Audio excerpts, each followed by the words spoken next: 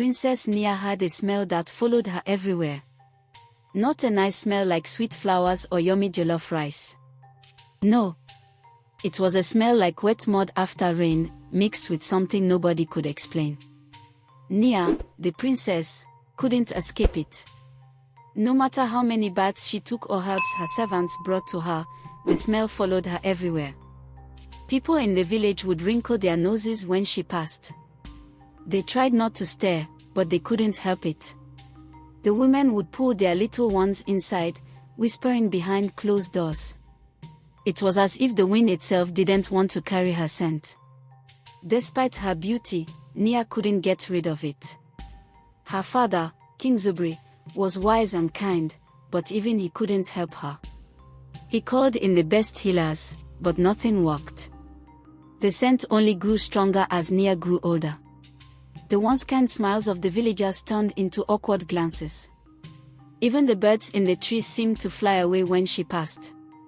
It broke her heart, and she stayed in her room most days, staring out of the window at the village below.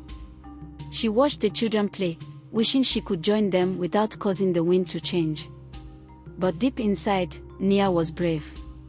She dreamed of a day when someone would see her for who she truly was, not just the smell that seemed to define her. It was the day of the harvest festival, and the village was alive with music, laughter, and dancing. Drums echoed through the air, and people in colorful clothes clapped and danced in celebration. Nia watched from the palace window, longing to join. The music seemed to call her, to pull her into the joyful crowd. Her room had become her prison. That night, Nia crept quietly from her chamber, her heart racing with excitement and fear. She snuck out of the palace, careful not to be seen by the guards, and made her way to the village square. As she hid behind a tall bush, she watched the people dance and spin, their faces glowing with happiness. And the smell, the awful smell, followed her. The music stopped. Children stopped running. The air grew thick, and the joyful sounds turned to whispers. People began to frown, then hold their noses. Nia's heart sank. She quickly ran for cover, hiding behind the thick bushes, hoping no one would see her. Nia crouched in the shadows, her eyes stinging with tears. She wanted to disappear, to vanish into the earth. But then, she heard something. A soft, steady beat of a drum. It was different from the other music, slower, gentler. Nia looked through the leaves, trying to see where it was coming from. A young man was walking toward her, holding a drum in his hands. He was smiling, his face full of warmth and kindness, not the fear or disgust she had come to expect. The boy didn't wrinkle his nose, didn't look away. He walked right up to her and asked, "Why did you stop dancing? You looked so happy." Nia blinked, startled. You can smell me, can't you?" she asked, her voice barely above a whisper. The boy nodded, his smile never fading. "I smell the trees, the wind, and yes, you too. But I also see a kind, beautiful girl who dances like the wind." Her heart skipped a beat. No one had ever spoken to her like that. Nia felt something stir inside her, hope, maybe. The boy sat down beside her and began to drum. Without thinking, Nia stood and began to move. At first, it was slow and unsure, but with each beat, she felt herself free. It wasn't just dancing. It was living. The boy, who introduced himself as Keto, was a drummer from a village far away. He had traveled to Nia's village to perform for the festival, and something about her caught his attention. They met every day after that. Keto would play his drum, and Nia would dance. It wasn't just a routine anymore. It became their way of communicating. No words were needed, the rhythm of Keto's drum told Nia everything she needed to know. They laughed together, shared stories, and even dreams. Keto showed Nia a world where she was seen, not for the smell that followed her, but for who she was. For the first time in years, Nia felt truly alive. But there was something more.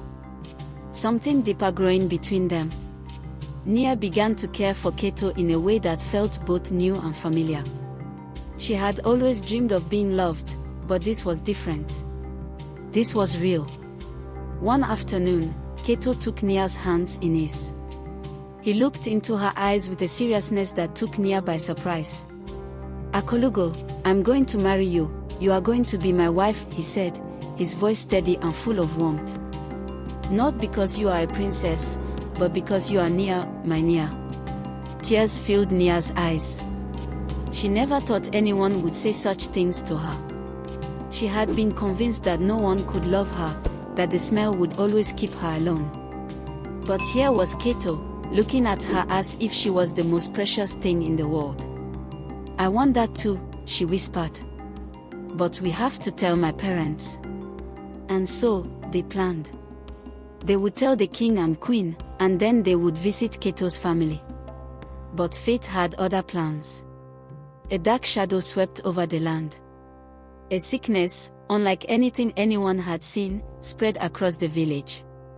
People fell ill quickly, their skin turning pale, their bodies covered in painful red boils. The king ordered the gates to be shut, and the villagers were told to stay inside.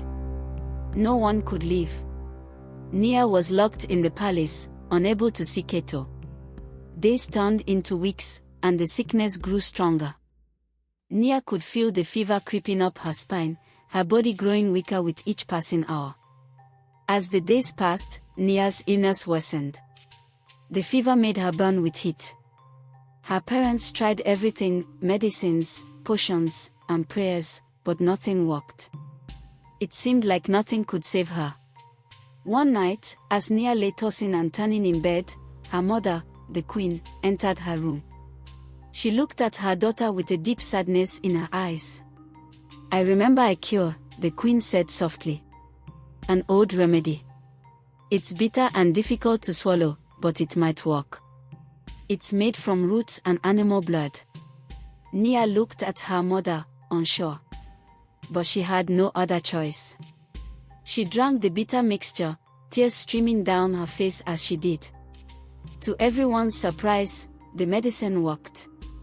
Slowly, Nia began to feel better. But the change wasn't just in her health. Something else began to shift, something she couldn't explain.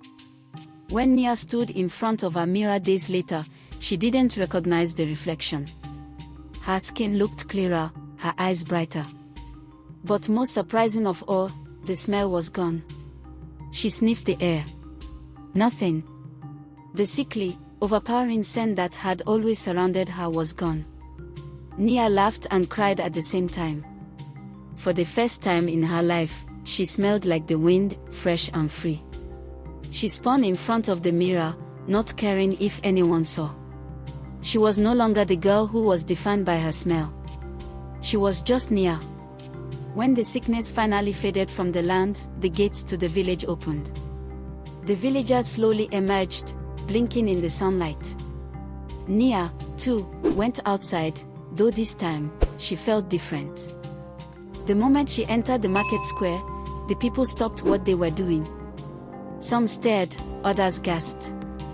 For the first time in years, Nia didn't hear any whispers or feel the sting of judgment. She didn't care. She only cared about one thing. Keto. And there he was. Keto, standing by the old tree where they had first met, his drum in his hands. When he saw Nia, his face lit up with a smile that could have lit up the whole village. Nia ran to him, her heart racing. She threw her arms around him, laughing and crying all at once.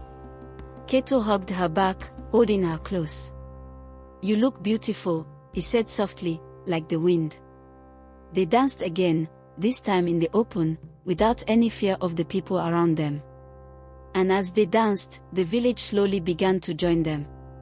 The music played again, the drums echoed, and the wind carried the sound of joy through the air. The end.